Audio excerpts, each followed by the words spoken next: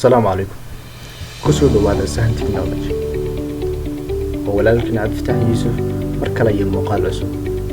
Muuqaalkeena kan wuxuu ku saabsan yahay muuqaalo runtii aad u qiimo badan. Waan jecelahay in si taxanaad ugu bixin doono channel-kayga Sahan Technology ee bartaan ku leenahay Facebook ee Sahan Tech.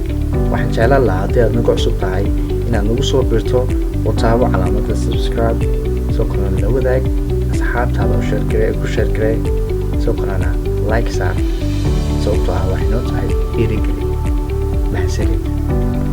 muuqaaladayna taxanaha waxay noqon doonaan muuqaalo ku saabsan sida muuqaal hagaajinta inuu ku soo qaadan doonaa program aad u qiimo badan oo loo yaqaano